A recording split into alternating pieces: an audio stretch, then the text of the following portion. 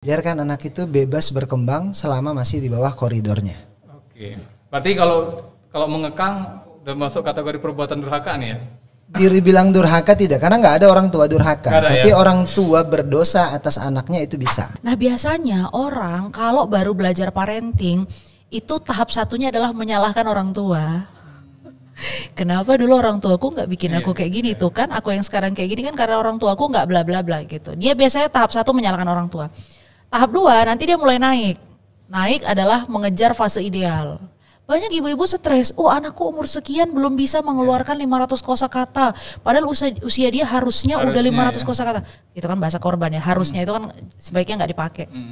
500 kosakata. Oh my God, saya bilang, udah itu anak kan dikasih makan, berkembang dengan baik. Kalau dia nggak punya 500 kosakata di usia dia, ya nggak apa-apa, bisa jadi intelligence dia atau kecerdasannya ada di bidang lain. Jadi nggak usah dipaksa di situ gitu. Sekolah untuk menjadi arsitek ada. Sekolah untuk menjadi seorang insinyur ada. Sekolah untuk menjadi dokter ada. Sekolah jadi orang tua tuh nyarinya di mana kita Bang Jen? Sekolah alam kayaknya ya. Jadi itu sih, karena banyak orang tua yang belum siap sebetulnya dan belum tahu, sehingga akhirnya dia terjebak dalam dosa-dosa itu.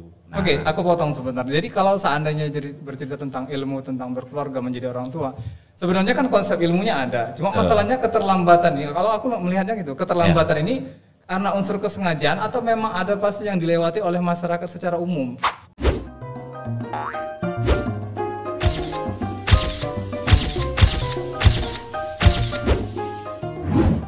Assalamualaikum warahmatullahi wabarakatuh. Ahoy.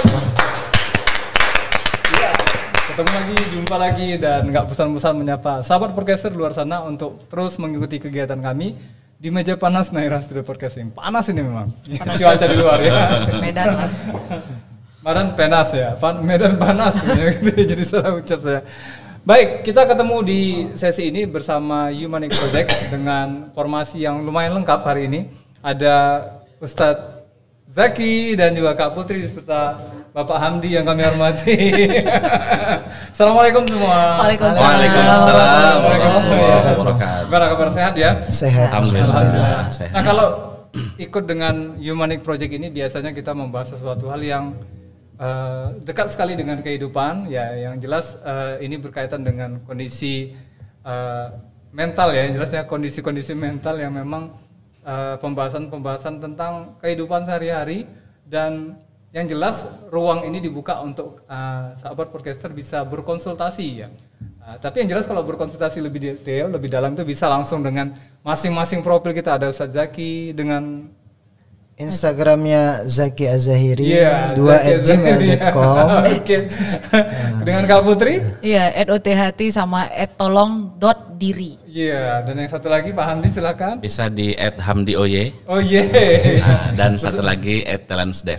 Banyak sekali ya, tapi yang jelas teman-teman sahabat podcaster yang menyaksikan acara ini sebetulnya kita ngasih bridging saja sih ke beberapa narasumber ini agar kemudian bisa terhubung langsung, karena banyak hal dalam hidup ini yang sifatnya privasi ya, yang nggak mungkin bisa ditanyakan secara vulgar ya bersama kita. Tapi kalau Anda memang pengen dan ingin berkonsultasi dengan judul atau tema besar, bisa langsung DM di Naira Studio Podcasting di Instagram kami atau juga di channel YouTube dan Facebook kami, agar kemudian ini menjadi tema yang khusus yang kami angkat dan kami diskusikan dengan narasumber-narasumber yang memang berkompeten. Nah hari ini kita coba angkat satu tema yang berkaitan dengan masalah rumah. Ada apa dengan rumah gitu ya? Tadi kita sudah ketok-ketok palu di sebelah, suara ketokan rumah juga.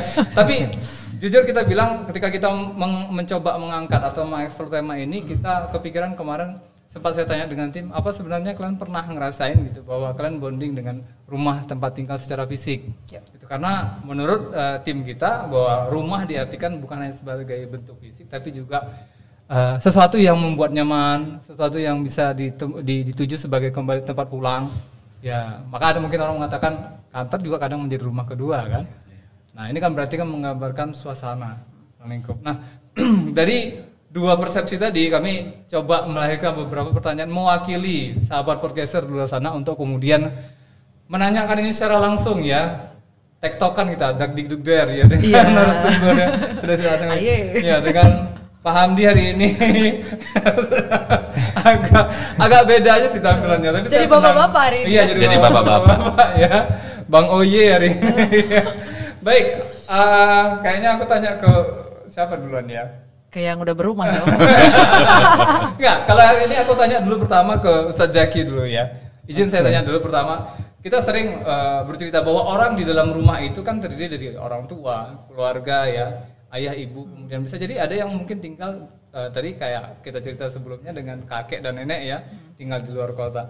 Nah, kan pernah juga kita jumpain di dalam satu rumah itu kondisinya tidak lengkap, tidak ada orang tua, ayah, ibu, tapi adik-beradik kata orang Melayunya itu ada di dalam satu rumah itu untuk sama-sama struggle berjuang menjalani hidup ini agar kemudian tetap tercipta dalam kondisi yang kondusif.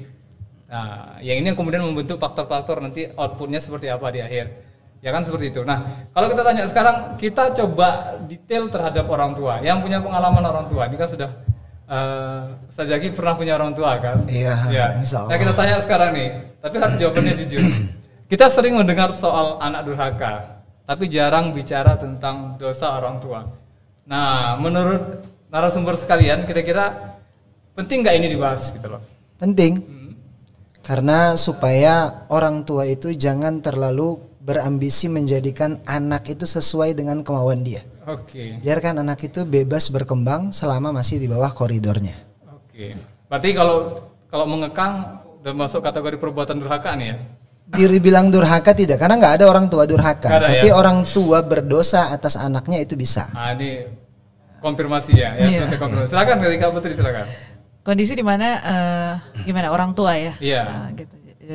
Mungkin relate ke Bang Hamdi, Bang Zaki ya. Jadi kan yang namanya keluarga itu kita bicara fungsi ya, bukan sekedar itu tadi status ada bapak ada ibu gitu kan.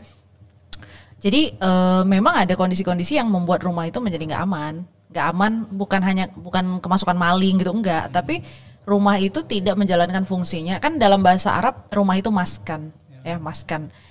Tempat untuk kita merasakan sakinah, merasakan ketenangan gitu. Jadi memang ada juga tipe-tipe keluarga yang beberapa kali aku sempat dapat informasi gitu ya. Keluarga itu bisa beda-beda tipe. Ada tipe hotel yang datang cuma nginap abis itu pulang gitu kan. Cuman buat nginep doang tidur. Ada tipe kuburan, satu rumah tuh diem aja gitu ya, rumah itu tidak bernyawa gitu. Rumah tuh bisa macam-macam bentuk. Jadi memang kepada keluarga yang bisa dikatakan dysfunction ya, disfungsi seperti ini, memang ada hal-hal yang secara hak belum terpenuhi. Bukan tidak terpenuhi ya, belum terpenuhi gitu. Jadi nggak murni juga kesalahan orang tua, nggak murni juga kesalahan anak, tapi memang yang namanya membangun keluarga itu ya perlu kesadaran setiap pihak untuk bisa mempertahankan keutuhan sebuah keluarga itu sendiri sebagai definisi rumah tadi. Oke, tapi jawabannya normatif kali ya kalau belum nah, panas. Dari Bang Hamdi sendiri sebetulnya pernah nggak sih nyumpain, nggak usah lah keluarga Bang Hamdi katakan ini kan juga perkara yang top secret ya. Maksud saya pernah nggak jumpai klien yang kemudian curhat pada akhirnya kita simpulkan ini sebenarnya problemnya termasuk kategori dosa orang tua dalam perkara itu? Ya. Ada pastinya. Jadi, dan ini memang harus kita pelajari dan kita bahas bersama sebenarnya Bang. Kalau banyak yang ngikutin kegiatan parenting ya, sebenarnya kan output dari parenting itu adalah bagaimana orang tua itu belajar dan bertumbuh sebetulnya. Jadi dalam kajian-kajian parenting itu ada satu tagline yang saya suka adalah raise your child, raise yourself sebenarnya. Jadi kalau kita mau pelajari dan banyak pakar atau para praktisi parenting itu bergeraknya adalah bagaimana supaya para orang tua sadar bahwa ada tindakan-tindakan yang kalau dia lakukan itu berpotensi menimbulkan dosa. Karena nggak semua orang tua juga sadar perbuatan-perbuatan itu menurut dia itu hal yang wajar dia lakukan ketika berhadapan dengan situasi-situasi tertentu gitu ya. Sekolah untuk menjadi arsitek ada. Sekolah untuk menjadi seorang insinyur ada. Sekolah untuk menjadi dokter ada. Sekolah jadi orang tua tuh nyarinya di mana kita Bang Jen? Sekolah alam kayaknya ya. Jadi itu sih, karena banyak orang tua yang belum siap sebetulnya dan belum tahu sehingga akhirnya dia terjebak dalam dosa-dosa itu. Nah, Oke, aku potong sebentar. Jadi kalau seandainya jadi bercerita tentang ilmu tentang berkeluarga menjadi orang tua, sebenarnya kan konsep ilmunya ada. Cuma masalahnya keterlambatan nih. Kalau aku melihatnya gitu, keterlambatan ini karena unsur kesengajaan atau memang ada pasti yang dilewati oleh masyarakat secara umum? Ya, kayaknya di situ sih Bang. Yang kedua, kalau secara sadar dilewatkan kayaknya enggak ya. Aku masih punya prasangka baik kepada orang-orang bahwa sebenarnya orang gak akan mungkin dia berniat melakukan sesuatu yang buruk sebenarnya gitu ya.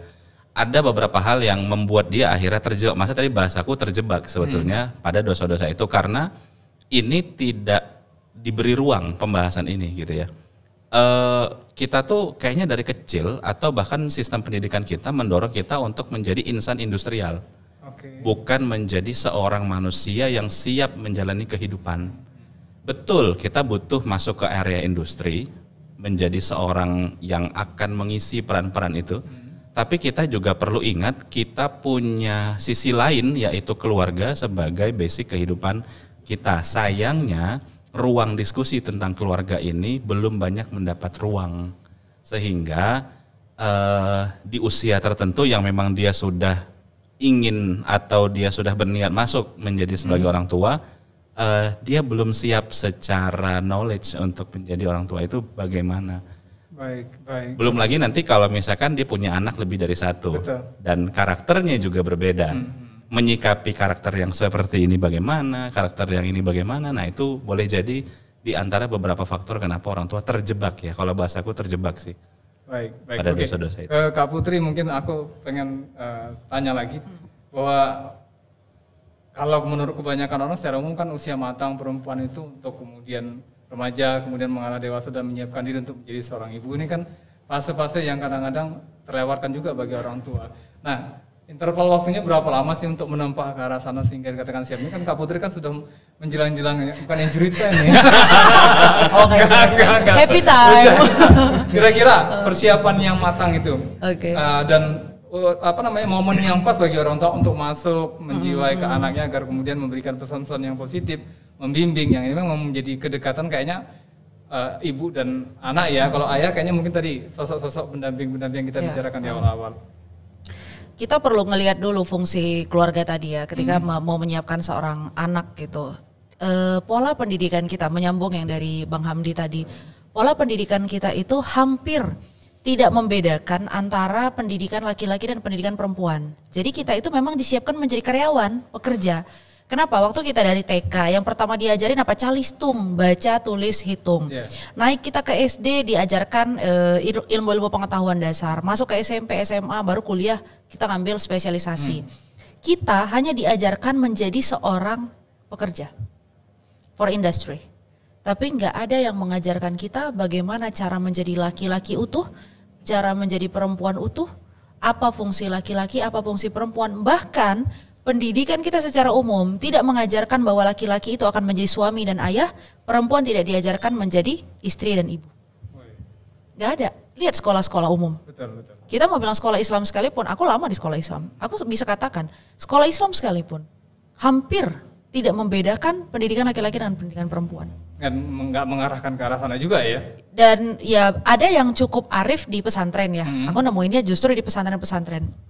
Kayak sekolah kami dulu, kami itu kelas 1, kelas 2 general. Kelas 3, kelas 4 ya, 4 itu 1 SMA sampai dengan SMA akhir. Kita itu punya pelajaran tafsir khusus laki-laki, tafsir khusus perempuan. Hadis khusus laki-laki, hadis khusus perempuan. Itu ya. Fikih laki-laki, fikih perempuan. Jadi kami paham fikih secara umum, tapi nanti ada perbedaan misalnya perempuan belajar tentang darah haid dan darah-darah lain. Laki-laki belajar juga, tapi tidak sedalam kami perempuan. Nah gitu, jadi itu udah mulai dipisahkan. Kemudian waktu kami belajar tafsir, yang perempuan lebih banyak tentang peran ibu, peran istri, mahar gitu ya. Laki-laki diajari tentang jihad, qawam, rojulah atau apa namanya? Laki-laki diajarkan tentang cara memimpin, cara berjuang, mencari nafkah, kewajiban dia sebagai pemimpin. Itu kami dilakukan di pesantren. Jadi kapan orang tua itu bisa menyiapkan, yaitu dari lahir. Bahkan ada salah seorang dokter ya, aku pernah ketemu dan konsultasi langsung. Dia dari anaknya kecil itu dia udah kasih tahu, yang anak-anak perempuan dikasih tahu sambil digendong dibilang anak cantik, anak ayu, anak soleha, pakai 3 kata kunci. Yang laki-laki digendong anak gagah, anak bijak, anak hebat. Jadi yang laki-laki itu dianggap gagah gitu ya. Udah dari kecil udah dikasih tahu kamu akan jadi gagah, kamu pemimpin, kamu hebat. Oke, kamu pejuang. Yang perempuan kamu anak ayu. Maksudnya itu berlaku lemah lembut, tenang gitu. Itu udah dari lama. Nah, berapa lama prosesnya tergantung setiap orang. Dan kita nggak bisa juga untuk memaksakan diri. Oh, aku harus bisa dalam sekian tahun. Nggak bisa. Kita nggak bisa paksakan sekian tahun harus jadi gitu. Sekian tahun harus siap, nggak bisa juga. Jadi memang berapa lama persiapannya tergantung dari kapan dia menyadari bahwa dia perlu memahami fungsi. Kalau dari sisi parentingnya sebetulnya orang tua harus membekalinya pada usia berapa gitu? Parenting itu nanti kita mungkin relate dikit ya tentang teori perkembangan gitu di dalam psikologi. Tapi yang jelas fitrahnya anak itu kan kita punya yang namanya garis fitrah gitu ya. Kita punya the cycle of life. Jadi hidupnya manusia itu kayak lingkaran, kayak bentuk sarang keong gitu ya, rumah keong. Jadi dia lingkarnya masuk ke dalam. Nah gitu. Hal-hal yang tidak terpenuhi di usia tertentu akan diminta lagi di usia lain. Misal di usia 5 tahun misalnya dia lagi butuh untuk, misalnya gini deh, di usia tertentu kita sedang memahami apa itu yang disebut dengan kebutuhan berteman. Nah ternyata di usia itu anak ini dibiarkan di dalam rumah, terkurung, nggak punya kemampuan bersosialisasi. Akhirnya apa yang terjadi? Yang terjadi adalah di usia lain nanti dia akan minta. Nanti dia di usia lain dia akan mulai kehausan mencari teman. Itulah yang nanti ada relationnya sama puber kedua. Iya. Nah ke Bang Hamdi kita pengen tanya, sebenarnya ada problem nggak sih dengan pola pendidikan kita sampai kemudian akhirnya dari orang tua agak sulit, Jaki ya namanya kesana kepikir ini. Iya. Itu kan ada iklan tadi. Iya. Agak terpisah sedikit ya. Ya antara pola pendidikan yang kita jalani saat ini dengan apa yang terjadi dalam pola asuh di rumah tangga dengan orang tua. Jadi sebenarnya kalau dalam pendidikan ala Rasulullah itu kan memang ada perbedaannya. Perbedaan ketika mendidik anak laki-laki dengan ketika mendidik anak perempuan. Begitupun juga ketika mendidik usia yang masih muda, jadi dia bahasanya itu levelalisasi. Jadi levelnya itu ada. Gak mungkin kita buat setara semuanya. Contoh misalnya kamu harus disiplin, sedangkan itu anak masih berusia 4 tahun. Tapi pengenalan disiplin boleh. Jadi dalam Islam itu memang ada perbedaan itu. Sebagaimana yang diajarkan oleh Rasulullah itu memang ada perbedaan-perbedaan itu. Nah kembali tadi mungkin saya sebatas untuk menambahkan sedikit. Kalau dibilang umurnya berapa sih yang paling bagus untuk efisiensinya supaya. Jadi sebenarnya itu ketika kita merasa siap untuk menikah. Jadi kalau dibilang secara umur, tidak ada umur yang sifatnya itu mutlak harus dari umur sekian, enggak. Tapi ketika kita menyatakan siap untuk memang mau menjalin yang namanya atau membangun satu hubungan, yaitu hubungan rumah tangga, maka ya harus siap. Dalam artian memahami bagaimana kondisi anak, bagaimana kondisi istri, bagaimana kondisi orang-orang yang tinggal di rumah kita dengan berbagai macam karakter. Sehingga ketika itu yang terjadi nanti, maka kita harus bisa mengerti plan-plan apa saja yang bisa kita terapkan di dalam rumah itu, sehingga rumah itu bisa betul-betul menjadikan tempat yang aman untuk semua orang yang tinggal di dalamnya. Itu saja. Kalau pribadi saya terapkan,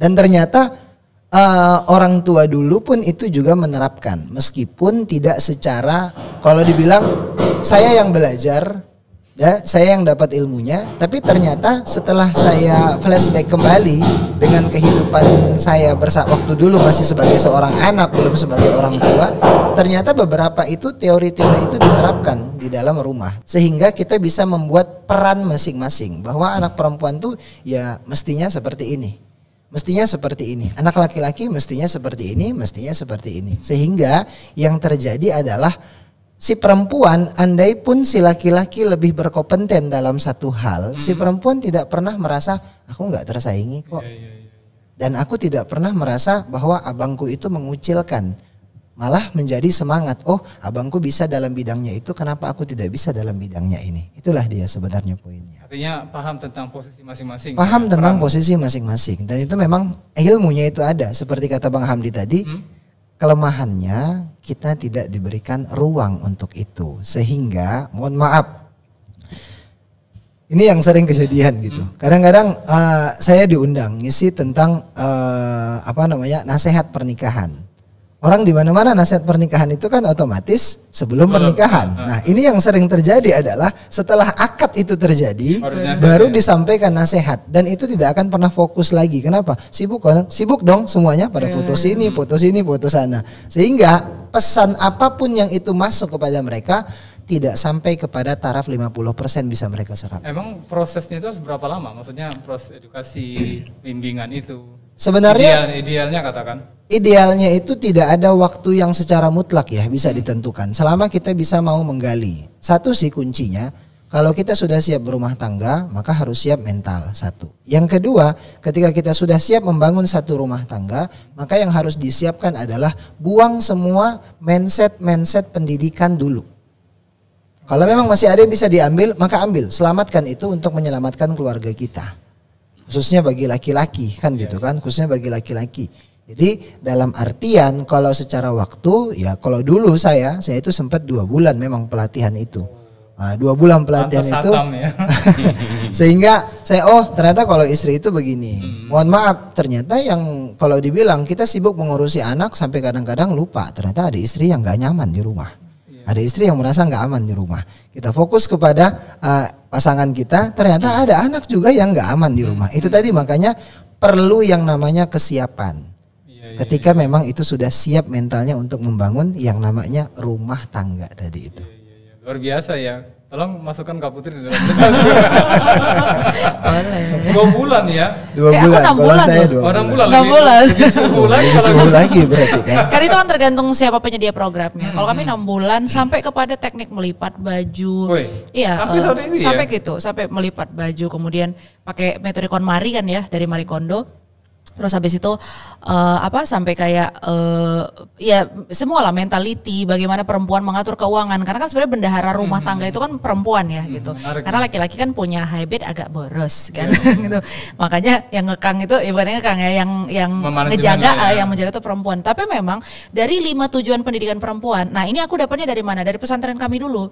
Jadi dulu tuh kami diajarkan tentang tujuan pendidikan bagi masing-masing gender gitu. Nah, di tujuan pendidikan perempuan, salah satu yang aku ingat itu adalah murabbiyah fi baiti zaujiha. Jadi seorang perempuan itu adalah manajer di rumah suaminya. Artinya yang memiliki rumah itu adalah suami, tapi manajer pengelolanya adalah perempuan. Termasuk kebutuhan-kebutuhannya. Nah, laki-laki dia cari nafkah, kemudian dia serahkan. Siapa pengatur keuangannya? Perempuan. Maka aku bilang ke banyak teman-teman, perempuan itu jangan boros. Kenapa? Laki-laki punya habit boros, perempuan boros, udah sadaqallahu lazim. Kismin. Nah, kalau proses penerimaannya di usia itu pada saat menghadapi training selama 6 bulan pelatihan katakan, itu seperti apa secara psikologisnya kitanya itu waktu ngikutin itu? Kan belum menjalani. Iya, belum menjalani. Gitu loh, tiba-tiba dikasih training seperti itu gitu loh. Nah, justru tuh unik tuh. Aku tuh ngikutin training itu sekitar tahun 2019 kalau nggak salah. Iya, 2019. Itu aku lagi gila-gila belajar, semua kelas aku ikutin. Jadi dalam satu momen itu aku ngikutin berapa kelas, salah satunya Ar-Rahman Prawedding Academy dulu di Jakarta. Nah, khusus ya? Khusus ya, memang prawedding saja. Jadi pengisi-pengisinya juga pakar parenting, pakar hubungan, perencanaan rumah tangga dan segala macam. Tapi ada yang menarik, disitulah aku pertama kali kenal konsep parenting. Gitu. Sebenarnya sebelumnya sudah kenal tapi nggak terlalu dalam. Kalau di situ kan dalam. Nah, biasanya orang kalau baru belajar parenting itu tahap satunya adalah menyalahkan orang tua. Kenapa dulu orang tuaku nggak bikin aku kayak gini tuh kan? Aku yang sekarang kayak gini kan karena orang tuaku nggak bla bla bla gitu. Dia biasanya tahap 1 menyalahkan orang tua. Tahap 2 nanti dia mulai naik. Naik adalah mengejar fase ideal. Banyak ibu-ibu stres, anakku umur sekian belum bisa mengeluarkan 500 kosakata. Padahal usia dia harusnya udah 500 kosakata. Itu kan bahasa korban ya, harusnya itu kan sebaiknya nggak dipakai. 500 kosakata. Oh my God, saya bilang, udah itu anak kan dikasih makan, berkembang dengan baik. Kalau dia nggak punya 500 kosakata di usia dia, ya nggak apa-apa, bisa jadi intelligence dia atau kecerdasannya ada di bidang lain. Jadi nggak usah dipaksa di situ gitu. Jadi banyak orang tuh akhirnya di fase kedua itu setelah menyalahkan orang tua gitu ya, kemudian dia mengejar fase parenting ideal. Pokoknya harus sesuai pakar A, pakar B, pakar C gitu. Tapi makin lama, aku ngeliat gini, nggak ada pola yang sama di dalam setiap rumah tangga. Maka apa sih yang perlu dihadirkan berhubungan dengan persiapan pernikahan itu? Ya secara mentality kita perlu paham bahwa rumah tangga itu nggak bisa diprediksi konfliknya. Maka siapkanlah untuk berkonflik. Gitu kan? Banyak orang kan ya setelah menikah ya udahlah kayak drama Korea lah hidup ini. Nggak drama Korea, kadang-kadang kayak drama tragis India gitu. Jadi pada saat menerima itu ya kita jadi punya awareness, punya kesadaran, oh rumah tangga itu butuh banyak skill gitu. Bukan sekedar cinta I love you, you love me, we married bla bla bla, nggak gitu. Atau ini juga yang buat Kak Putri untuk pertimbangkan cepat mengambil keputusan atau menunda-nunda perkara ini. Kalau menunda enggak, karena aku nggak pernah menunda. Langsung kena konflik. Iya menunda enggak, karena perlu diluruskan. Menunda pernikahan juga nggak boleh ya. Yang nggak boleh menunda pernikahan nggak boleh. Yang kita itu kadang kan antara dua, tidak bisa membedakan mana buru-buru mana segera. Menyegerakan pernikahan harus. Kenapa? Karena daripada jatuh kepada lubang maksiat gitu. Tapi kalau terburu-buru menikah, apalagi cuman karena omongan netizen, ya itu kurang sehat. Karena akhirnya kan tulangan kemarin gara-gara ini gara-gara, akhirnya kita menyalahkan banyak hal. Nah kalau aku bukan menunda, prosesnya adalah memang I let God be my mentor. Aku bilang ya Allah engkau guruku, engkau mentorku, engkau pendidikku, engkau pembimbingku. Jadi ada satu doaku jauh sebelum ini aku bilang ya Allah, izinkan aku pulih sebelum menikah sehingga pada saat aku memasuki gerbang pernikahan, aku menikah dalam keadaan sadar dan pulih. Ini kan butuh sesuatu yang mendasari kan pemikiran ini kan? Iyalah udah gerbang-gerbong bang. Maksud saya, karena kita ibarat orang ketika sudah dapat guidance kan mudah ya untuk melangkahi step 1, step 2, kita paham betul di posisi-posisi itu. Nah, yang aku tanyakan tadi berdasarkan experience-nya Kak Putri dan pemahamannya juga, apakah ini berkaitan dengan karena ilmu yang sudah dikuasai, bisa membayangkan prediksinya ke depan seperti apa, kemudian kan unik nih. Orang yang kita lihat faktanya sudah menjalani kemudian baru belajar itu beda dengan kondisi orang yang belum tapi sudah mempelajari ilmunya. Betul. Nah ini yang pengen kita korek dari yang pengen kita spill dari Kak Putri sebetulnya itu.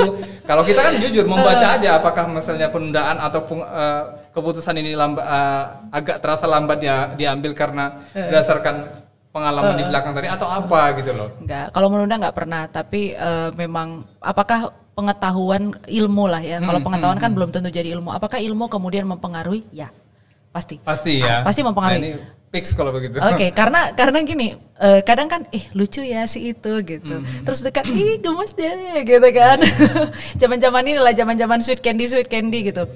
Tapi kan pada akhirnya ketika mau mau memutuskan apakah ini akan menjadi imam yang akan dengan sukarela ku taati, itu kan ada pertimbangan. Iya. Kalau suka gitu kan, misalnya iya aku senang, suka nyaman gitu. Tapi kan begitu, apakah orang ini akan menjadi orang yang nyaman untuk aku taati atau tidak? Itu panjang. Hanya sih sama siapa? Sama yang punya blueprint kehidupan.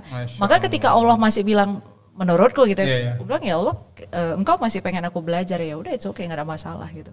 Allah kan nggak akan memutuskan sesuatu kecuali itu baik bagi hamba. Kata Bang Hamdi, Kak Putri curhat nih cerita. ke Bang Hamdi nih serius. Pandangannya.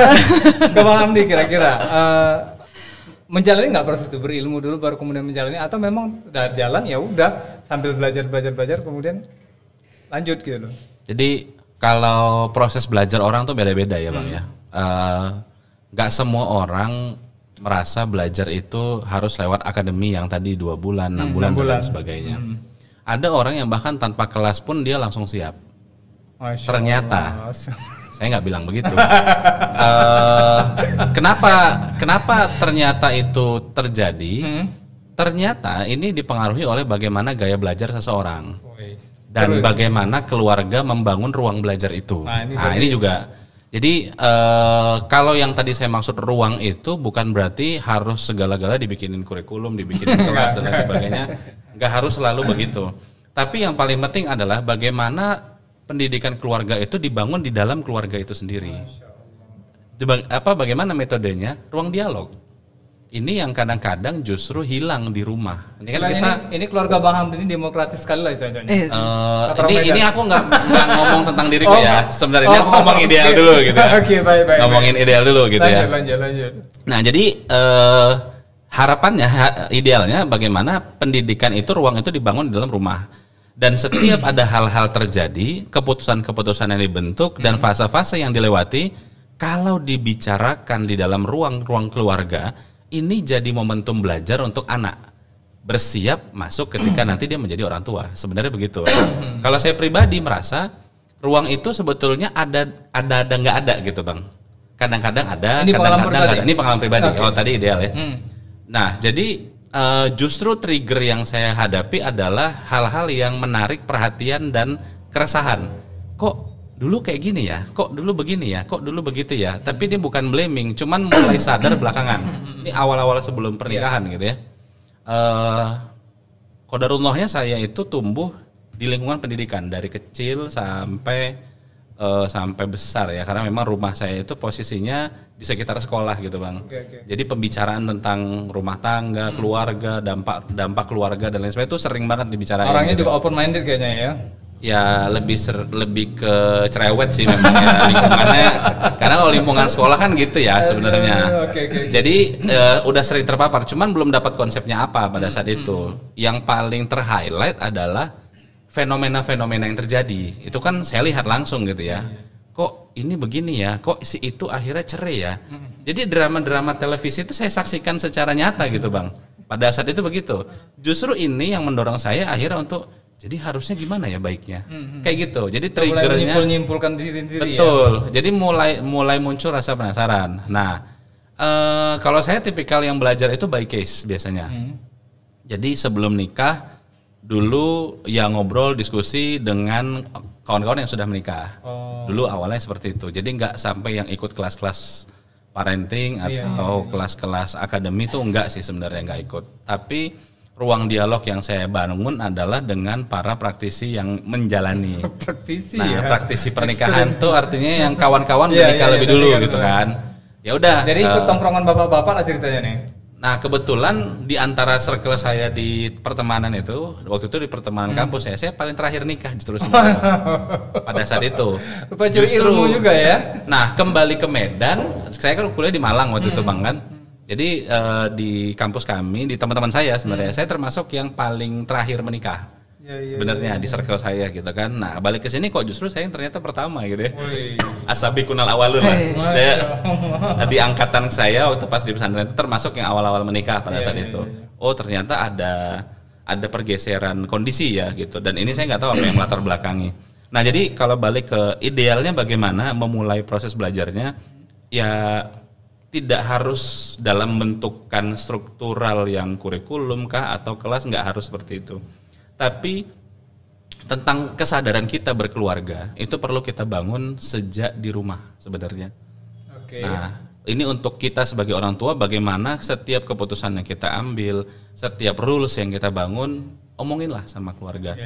Ini kenapa sih kita begini, kenapa sih kita begitu, yuk kita begini dong gitu. Dan ini anak-anak akan melihat dan mereka akhirnya membandingkan dengan kondisi yang real. Itu justru jadi pembelajaran penting buat mereka. Baik. Itu menarik sekali. Ini kalau kita tangkap poinnya bahwa Bang Hamdi justru dapat dari bentukan keluarga ya. Kondisi keluarga yang ideal dan kondusif lah, katakan seperti itu. Karena memang faktanya kita lihat juga, kita punya keluarga itu kan, kalau orang Medan pakcik, makcik itu kan yang memang kita lihat mana yang circle-nya positif, itu ngefek ke anak-anaknya. Termasuk pola pendidikan, pengasuhan, bahkan pola komunikasi, adab dan lain sebagainya itu terbangun di situ. Biasanya seperti itu. Ya mungkin dua orang di depan saya ini mendapatkannya dari akademi khusus ya pernikahan ya.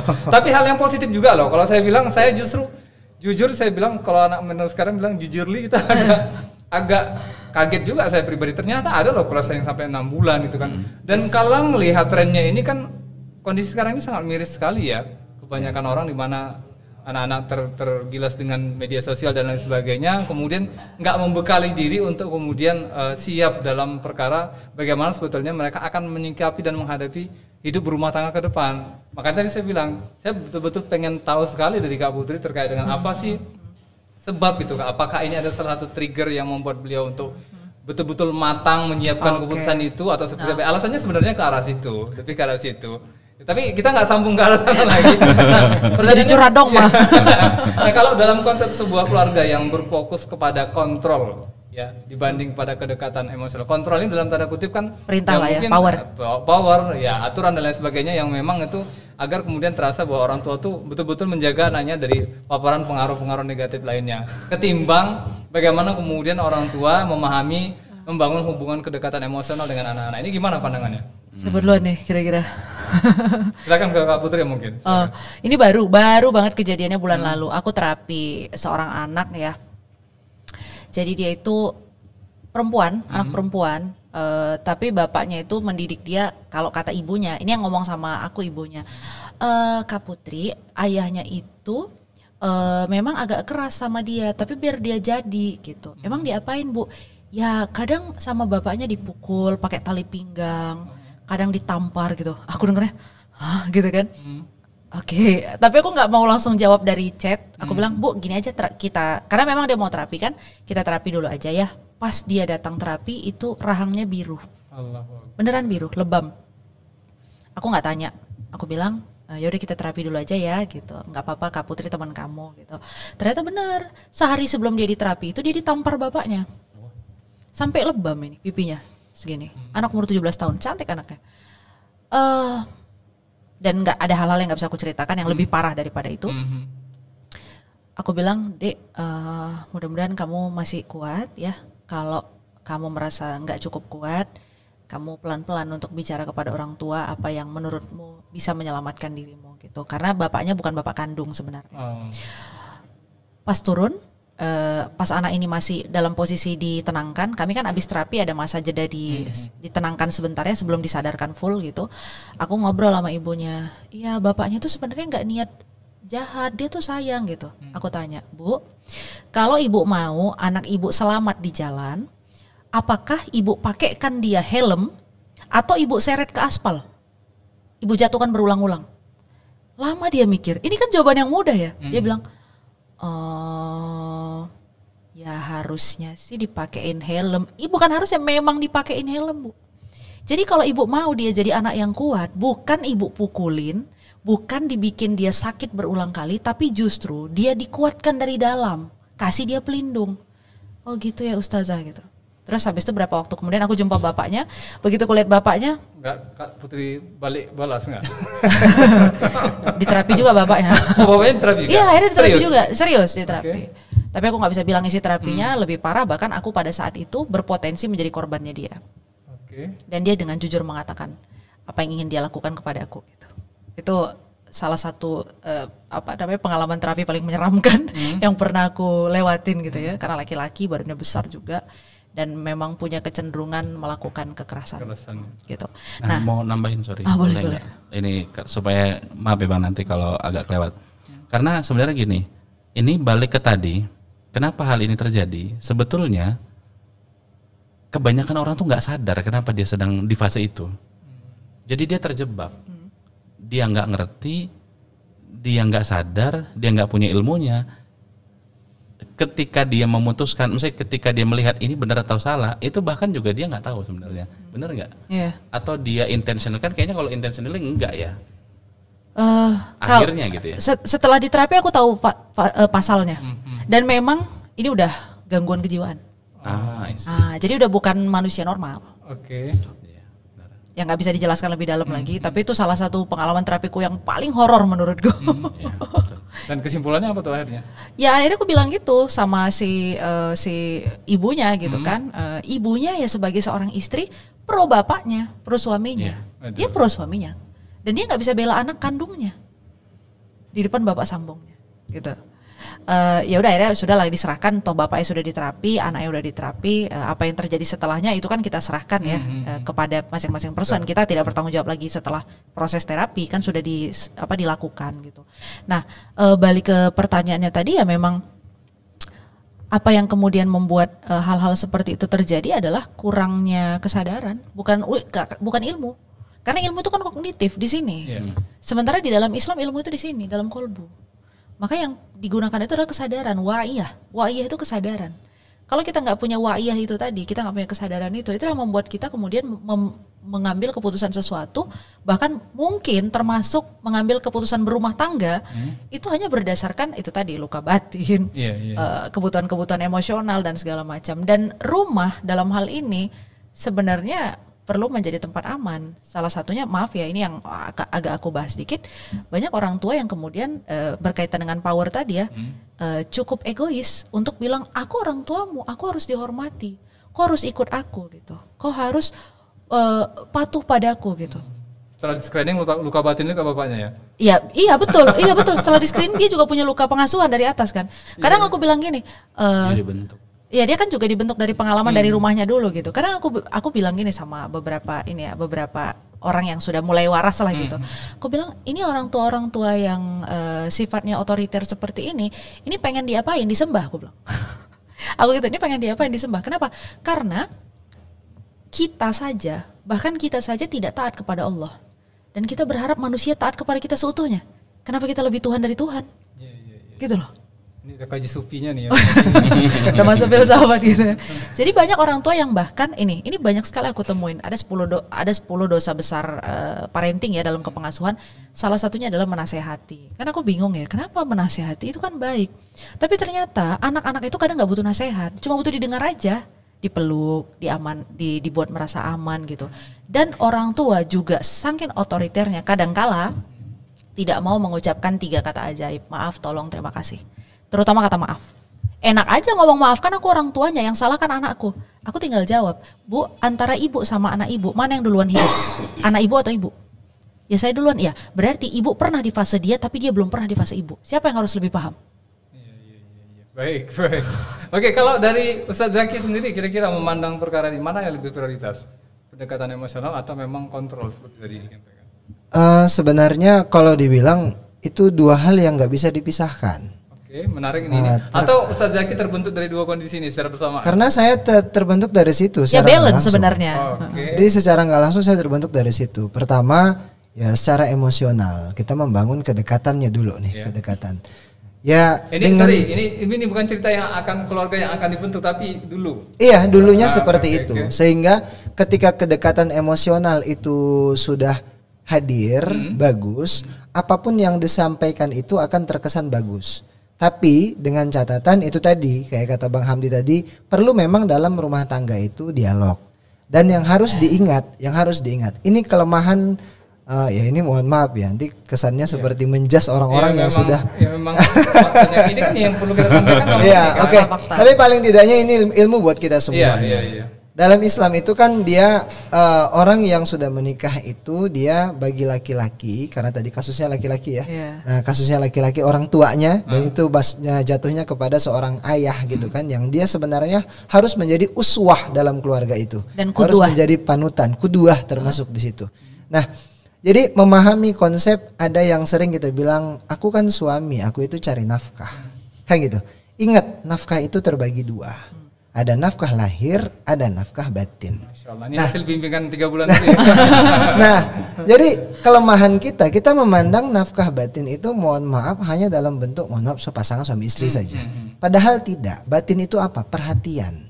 Seperti tadi kontrol bahasanya. Tolong carikan satu lagi untuk Ustaz Ayah. Nah, perhatian, kontrol gitu loh. Kita mengontrol. Cuma mengontrol itu tadi kuncinya bagaimana? Kuncinya ketika yang sudah pernah diajarkan itu oleh Rasulullah, jangan pernah didik anakmu mengikuti masamu, tapi ikuti sesuai masanya gitu loh. Kayak tadi akhirnya yang terjadi hasil dari jawaban ibunya apa? Ya kan? Ini dia sebenarnya bapaknya sayang kok, bapaknya itu dia begini ini karena untuk membuat anaknya ini biar mentalnya kuat. Loh itu tadi Islam itu sudah mengajarkan firqah atau kelompok-kelompok dalam dia edukasi untuk anak yang laki dengan anak yang perempuan. Tapi controlling itu perlu, dan cara mengontrolnya itu pun bervariasi. Ketika dia anak yang begini, maka kontrolnya harus seperti ini, atau mengikuti fase usia. Berarti ini kembali ceritanya kontrol yang dibarengi dengan ilmu juga ya? Kontrol yang dibarengi dengan ilmu, dan itu tadi makanya kedekatan emosional itu dibangun dengan sifatnya itu dialog. Tanya, kadang-kadang kelemahan kita kan begitu sebagai orang tua, maaf-maafnya tanda kutip seorang ayah gitu kan. kalau dia udah pulang kerja, dia jarang bertanya kepada anaknya, "Ngapain aja hari ini, Kak? Gimana tugasnya?" Padahal sebenarnya orang tua boleh bertanya itu. Kenapa? Itu bagian dari langkah awal untuk membuat kedekatan emosional terbangun. Kalau sudah kedekatan emosional terbangun, yang timbul selanjutnya kan akan dialog. Oh, ayahku perhatian kok. Oh, emakku perhatian kok. Nah, ketika sudah ada dialog tadi, kontrol tadi akan berjalan lancar. Kak, mama dengar nih, ini kalau misalnya emaknya kan gitu kan, mama nih kan soalnya sering cerita nih, apalagi kalau anaknya gadis tadi kan. Nah, makanya saya lucu ketika ada ibu kandung yang mohon maafnya dia tidak membela anak kandungnya, padahal sebenarnya dia bisa jadi tempat bersandar bagi anaknya tadi ini gitu loh. Jadi kalau dibilang bagaimana yang lebih utama itu apa? Apakah controlling atau kedekatan secara emosional? Kalau saya memandang bahwa dua-dua ini hal yang tidak bisa dibedakan, tidak bisa dipisahkan dan tidak bisa dijadikan prioritas. Karena ini harus berjalan bersamaan.